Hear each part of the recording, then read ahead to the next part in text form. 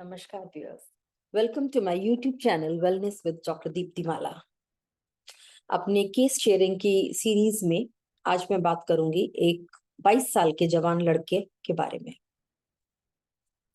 हाल ही में आपने देखा है हार्ट अटैक के केसेस बहुत ही बढ़ गए हैं और ये हमने खुद भी अपनी क्लिनिकल प्रैक्टिस में देखा है। पिछले 5-7 साल में स्पेशली पोस्ट कोविड बहुत यंग एज पर भी एमआई मायोकार्डियल इंफार्क्शन जिसे हार्ट अटैक कहते हैं, इसके केसेस देखने में आ रहे हैं। कुछ दिन पहले हमारे पास आईसीयू में यंग लड़का 22 साल का आया। उसको हार्ट अटैक हुआ था। उसकी हिस्ट्री लेने पर उसने ये बताया इंजीनियरिंग करके आईटी सेक्टर में है, वर्क फ्रॉम होम करता है और अपना कुछ दिन पहले अपनी किसी ऑफिस रिलेटेड कोई मीटिंग अटेंड करने गया था। वहां पर रात में जब वो सोकर सुबह उठा तो उसको गर्दन में पीछे इधर स्टिफनेस महसूस हो रही थी और साथ में छाती में जो उसने डिस्क्राइब किया, उसको ऐसा लगा कि जैसे छाती में गैस कहीं ऐसे घूमकर चली गई। उसके बाद वो ठीक फील कर रहा था, पर उसने वापस घर आकर जब अपने किसी करीबी रिलेटिव को ये बात बताई तो उन्होंने उसका कंप्लीट बॉडी चेकअप कराया।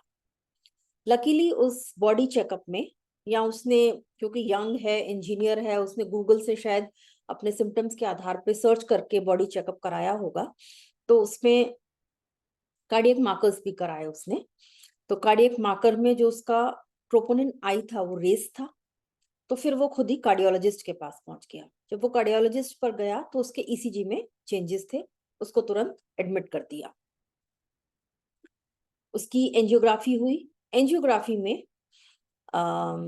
एंजियोग्राफी से मतलब होता है जो हार्ट के वेसल्स को स्टडी किया जाता है। 3 इंपॉर्टेंट ब्लड वेसल्स होते हैं, उसमें से एक में 90% ब्लॉकेट था। उस ब्लॉकेट को स्टेंट डालकर खोल दिया और पेशेंट बिल्कुल ठीक है। अब उससे हमने जानना चाहा कि क्या प्रीडिस्पोजिंग फैक्टर्स रहे होंगे इतनी यंग एज में। एक कारण तो ये होता है कि जेनेटिक होता है, फैमिली में चला आ रहा है, पर उसकी फैमिली में उसके मदर फादर ग्रैंडफादर किसी को भी हार्ट अटैक की हिस्ट्री नहीं थी। दूसरा, कोई हिस्ट्री ऑफ अल्कोहल उसने मना किया नहीं थी, स्मोकिंग की भी नहीं थी। फिर ऐसा क्या था, तो उसने खुद बताया कि मैं अपने कॉलेज डेज में, हॉस्टल डेज में नॉनवेज बहुत खाने लगा था और आजकल भी मेरा, क्योंकि मैं रात में वो काम करता है, तो ऑनलाइन ऑर्डर करके बाहर का खाना बहुत ही खाता है। तो केवल एक ये प्रीडिस्पोजिंग फैक्टर इसके केस में ये समझ आया। तो फैटी फूड खाने से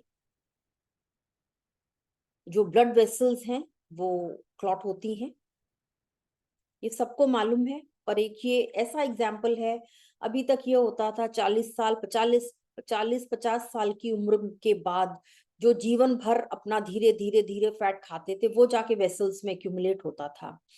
तो आजकल का जो पिन पॉइंट करना तो मुश्किल है कि एग्जैक्ट क्या रीजन था, पर जो उसने बताया उसमें यही समझ आता है। मैं आपको ऐसा नहीं कुछ कह रही हूँ कि आप क्या खाएं क्या ना खाएं, ये आपका व्यक्तिगत आपकी चॉइस है। पर हाँ, हाई फैटी फूड खाने से आपके हार्ट के ब्लड वेसल्स को डैमेज होता है। तो प्लीज अपनी लाइफस्टाइल की चॉइसेस को ठीक रखिए, नियमित भोजन कीजिए, जहां तक हो सके घर का खाना खाने की ही कोशिश हमें करनी चाहिए। तो ये मैसेज वैसे तो सभी के लिए है, पर यंगर जनरेशन के लिए ज्यादा है। जो बच्चे पढ़ रहे हैं, हॉस्टल्स में रह रहे हैं, जॉब के लिए अकेले रह रहे हैं, पीजी रहते हैं, अपनी कुकिंग खुद करते हैं, आधा टाइम बाहर से मंगाते हैं, तो जिस भी वो सर्कमस्टांस में हैं, थोड़ा सेल्फ कुकिंग और less oil less fatty food की कंजम्पशन पर ध्यान दें, नहीं तो ये हमारे शरीर के लिए बहुत ही घातक हो सकती है। Thank you.